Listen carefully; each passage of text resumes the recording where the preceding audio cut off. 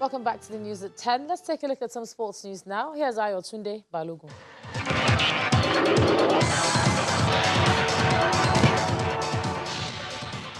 Many thanks, Ijoma. The maiden para table tennis open comes to an end tomorrow at the Mola de Okoya Thomas Hall of the Teslim Balogun Stadium. 3 finals will hold with the top 3 players and teams in the championship carting home trophies and prize money as their share of 10.8 million naira purse. Over 165 players from 6 countries, including host Nigeria, are competing in the tournament. The tournament organizer said the event has indeed set a new standard for Africa. The tournament has been quite exciting. The players are very delighted that finally they have this opportunity to play their own tournament. Before, they were always mixed up with the ABU, and if they had that opportunity, they would not play in all the classes. But here now, for every class in para, there is an opportunity for the players to play. And that makes them quite interesting. The result is that discipline has been highly maintained in this place.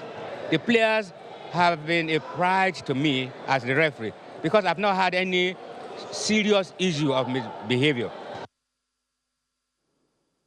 FIFA has confirmed that the Under-20 Women's World Cup will be played in August 2020 in Costa Rica and Panama. FIFA's chief tournament and events officer Colin Smith said the number of stadiums to be used for the World Cup will be discussed and confirmed with the 2 member associations. This will be the first ever co-hosting of a FIFA youth tournament and the second co-hosting of a FIFA tournament since the 2002 FIFA World Cup in South Korea and Japan. This means that Nigeria's bid to stage the championship has failed despite FIFA sending its team to the country to inspect facilities in Lagos, Benin City, Asaba and Uyo.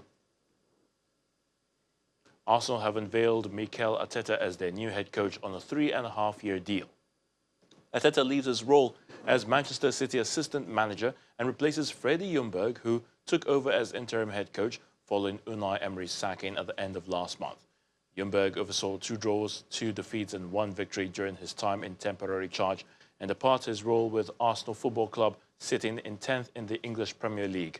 Arteta returns to the club from whom he played 150 games between 2011 and 2016, winning 2 FA Cups and 2 Community Shields in the process.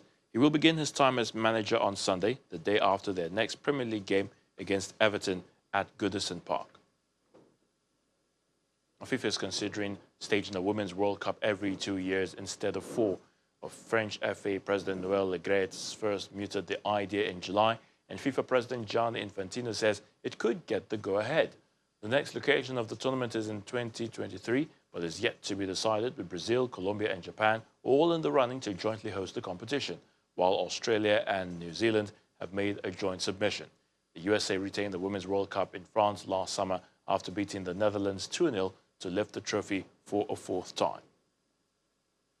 And world number 1 Rafa Nadal will have a chance to fight for the 5th trophy in the desert after defeating Karen Khachanov 6-1, 6-3 to reach the final of the Mubadala World Tennis Championship.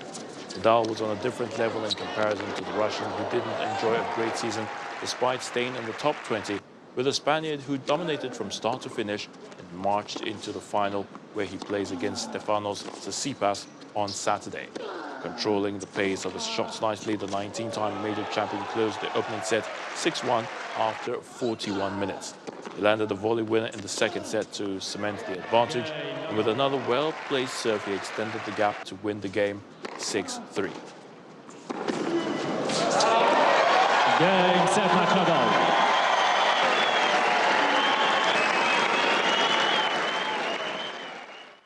And Stefanos Tsitsipas has fired a warning shot to the 3 men who have dominated tennis for more than a decade, with a 3-6, 7-6, 6-4 win over Novak Djokovic at the Mubadala World Tennis Championship in Abu Dhabi. Tsitsipas took a while to get going in the semi-final against his Serbian rival and swiftly fell 5-1 behind as he was broken twice. Djokovic took the 1st set and threatened to cruise to victory, but the Greek 21-year-old showed great character to fight back in the 2nd, which went all the way to a tie-break.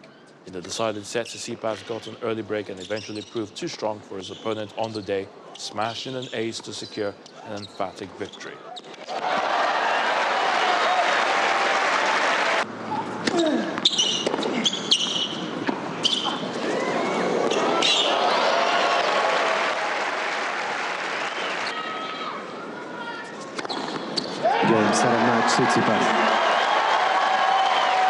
3-6, 7-6, 6-4. I'm Ayotunde Balogun. That's in the sports news. Ijoma is back to you.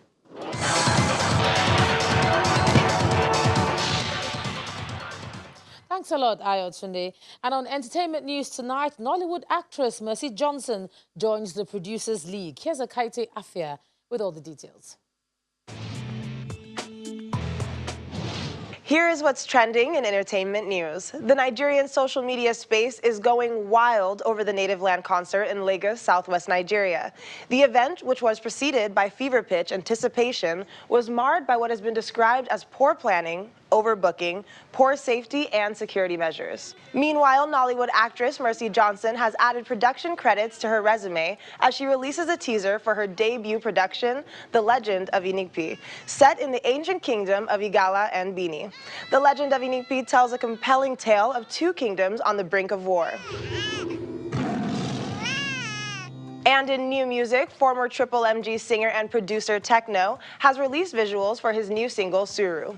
The fan-produced track is visually interpreted by the raving director T.G. Omori.